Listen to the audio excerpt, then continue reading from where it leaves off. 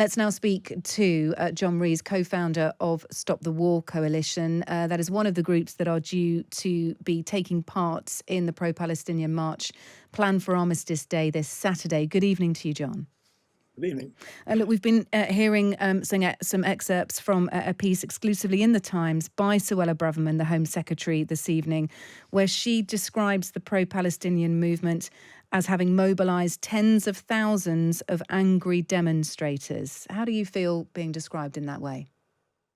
Well, they're probably angry at her. That probably is true. She's the most divisive and incendiary politician to hold cabinet rank in this country since Enoch Powell. And Ted Heath quite rightly sacked Enoch Powell for the kind of remarks that he made, which are very similar to the kind of rhetoric which Suella Braverman uses. Rishi Sunak is too weak a prime minister to get rid of a home secretary who is clearly after his job, but he should, quite frankly, find a backbone and get rid of her because she's inciting people on the streets of Britain. Before she intervened, there was no fascist march that was going to be down by the cenotaph led by Tommy Robinson this weekend. After she spoke, there is. Well, that's what he's signalling. I have to say, we don't know that's definitely taking place. But I want your experience, having been in these protests, part of these protests, John. Are demonstrators demonstrating in an angry way? Is that an appropriate way to describe demonstrators, the large majority of demonstrators? No, I mean, it depends what you mean. If you mean that they're upset, that they're saddened, if you think that they blame their politicians for allowing the carnage in Gaza, then I think that's true. But the mood on the demonstrations is overwhelmingly reflecting what is majority opinion in this country, confirmed, I think, by the decision of the Welsh Parliament tonight to vote for a ceasefire. That's what they're demanding. And I think that the mood is very inclusive. There are many Jewish people protesting on the demonstrations now. They're family-friendly marches. You see whole families marching together, babies in prams and pushchairs, very many old people. It's a cross section of the society. So I don't think that the kind of accusations that Suella Braverman makes serve anything but her own political ambition. There are small elements, and we know this, it's been widely reported, whether it's a person holding up a flag chanting jihad, whether it's pro-Hamas. No, hang on a minute. Go on. This is a story that's going the rounds. What there was, and the only demonstration where jihad was uttered, was a separate demonstration by the group Hizb ut-Tahrir that was in a different place at a different time than our demonstration. And anybody who knows anything about the politics of the Muslim community will tell you that this is a separatist organization that not only does not want to, but will not join wider organizations. And we have explicitly said that we don't want. Okay. What about the leaflets? The leaflets that lean very heavily towards being pro-Hamas. There were leaflets handed out near or around one of these marches. And I'm not blaming anyone, but what's the point Suella Braverman's making is that when you get large protests, they do attract smaller splinter groups, which sadly often take the headlines because they have a different agenda to those people who just want to march in solidarity for Palestine and want to ask for a ceasefire.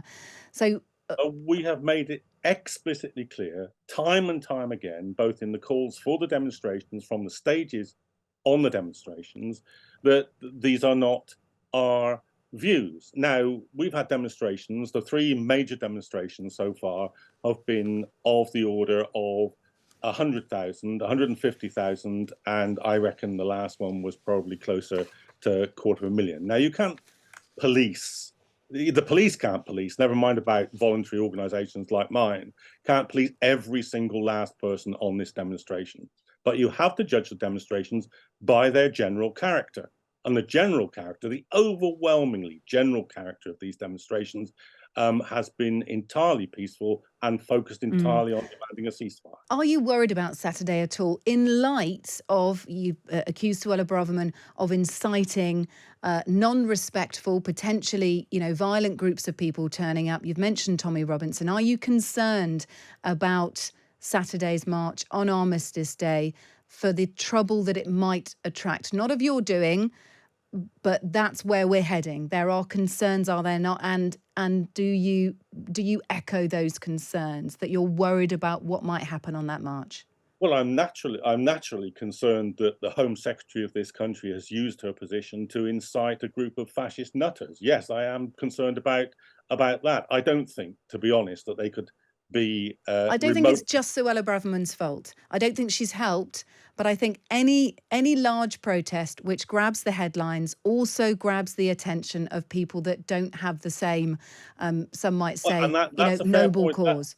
That's a fair point to make, but you can't stop having large protests because they excite the tiny minority of people who might behave badly. Now, we are an extraordinarily experienced group of stewards and organisers. I was one of the organisers of the 2003 demonstration against the Iraq War, which is the biggest political demonstration in British history, and there was absolutely no trouble on that demonstration at all. And I don't think there will be on this demonstration either. We have a very experienced group of stewards. We work with the police to ensure that the demonstrations are safe and peaceful. And the Met Police have your complete trust that they can handle the protests this Saturday?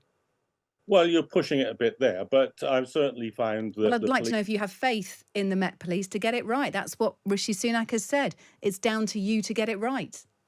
Well, I'm sure Rishi Sunak is very keen to put the police on the spot when it's actually his government which has caused a lot of the problems here. But all I will say about this is that once this political decision was ironed out, and once the Prime Minister admitted that it was absolutely impossible to ban this on any legal grounds, the police have cooperated with us, as we have done on previous occasions, to ensure the safety and the proper progression of this march. And we will, with the police, work to make sure that happens and that no tiny groups of people either trying to associate themselves with the march politically or in opposition to the march politically will disrupt that. Okay, and Stop the War Coalition have no alliance at all with Hezbollah or Hamas, and that is despite John Rees in 2009, you saying that you were a supporter of Hezbollah and Hamas. No, I didn't. I didn't. Is that still the case? No, your story in the Times today is factually incorrect. And the video is up on YouTube. You can go and check it. What I said was that I supported the Palestinians' right to resist. And that includes, by the way, the PLO, as well as other groups in the Palestinian community. It includes the Great March to Return, which was entirely peaceful and shot at by Israeli snipers. It includes the general strike of 2 years ago. It includes the entire variety of resistance to an apartheid state. And yes, I do support that resistance. But you don't support Hamas?